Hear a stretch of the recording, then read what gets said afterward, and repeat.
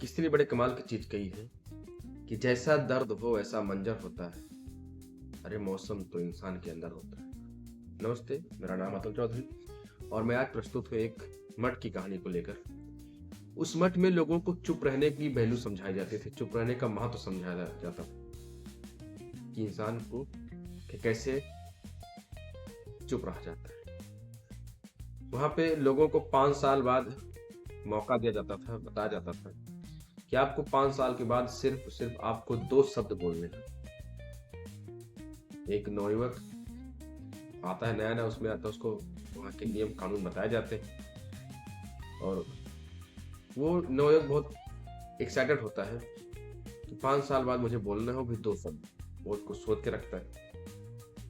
लोगों को बुलाया जाता था और उसको उस सारे में बोला जाता था और 2 शब्द बोल के चले जाते थे। एक दिन उस नवयुवक की बारी आई तो भी हंसता खेलता बोला और 5 साल बहुत कठिन गुजारे थे। उसने गया, जो मठ के मेन हुआ करते थे, उन्होंने इशारे में 2 उंगली उठाई और पूछा, बताओ। तो उस इंसान ने कहा, गंदा खाना। तो मतलब कि यहाँ का खाना गंदा है और इशारे में उन्होंने ऐसे कहने के लिए बोल दिया कि आप जा सके। इससे बड़ा चिड़पन आया, बहुत खराब लगा कि बताओ, मैंने बताया कि गंदा खाना, लेकिन कोई रिएक्ट नहीं, कोई जवाब नहीं। फिर से वो 5 साल इंतजार करने लगे क्योंकि उसको पता था कि 5 साल अब तक बोलना है नहीं, ना तो अपनी बात किसी को बता सकता था, ना तो कह सकता था। इंतजार करता रहा और जब 5 साल बीत गया तो फिर से उसे बुलाया गया और फिर से उससे इशारे में पूछा गया, बताइए। तो उसने 2 शब्द बोला, कठोर बिस्तर।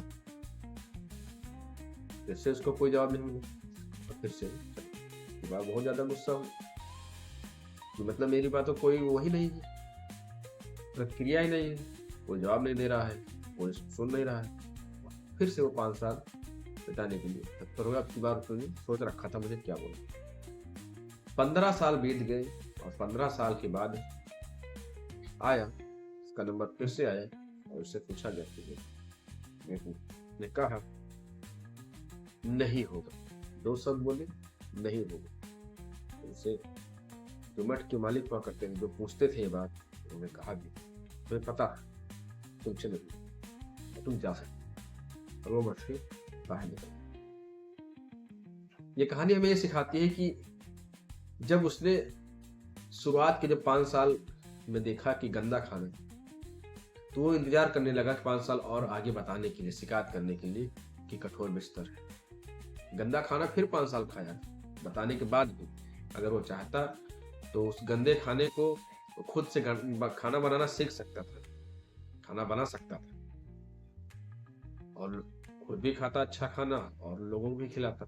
लेकिन नहीं, 5 साल उसने इंतजार करना सोचा और उसके बाद लास्ट में नहीं हुआ। कुछ इसी तरह का हमारी जिंदगी में भी है। बहुत सारी कठिनाइयां, परेशानियां, बहुत सारी चीजें हैं जो हमें हमारी जिंदगी में है, लेकिन हम उसका निवारण नहीं खोजते। वो भी है, समस्या का हल है, हर समस्या का हल होता है, लेकिन उसे हमें खोजना पड़ता है किस तरीके से उस समस्या को हम हल कर सकते हैं। लेकिन नहीं, हम इंतजार करते हैं अपने आप से हो जाएगा हो जाएगा, शिकायत करते हैं लोगों से, दूसरे से शिकायत करते हैं। अगर किसी ने हमसे कह भी दिया कि अपना दुख दर्द बताओ, तो हम उसके सामने इतना ज्यादा दुख दर्द बांट देते हैं, बोल देते हैं, उससे एक उम्मीद करते हैं कि वही हमारा सब कुछ ठीक है। लेकिन ऐसा होता नहीं है, ऐसा नहीं होता है। हमें अपने तकलीफों का, हमें अपने समस्याओं का हल खुद ही निकालना पड़ता है। जिस तरीके से उसने 15 साल इंतजार किया और अंत में बोला कि नहीं होगा, उसी तरीके से हम लोग भी अंत में भगवान से कहते हैं अब भगवान नहीं होगा। उम्मीद है कहानी आपको पसंद आई होगी और इस कहानी का मतलब क्या है, सारांश क्या है, इसमें कहना क्या चाहते हैं, आपको समझ में आया। धन्यवाद।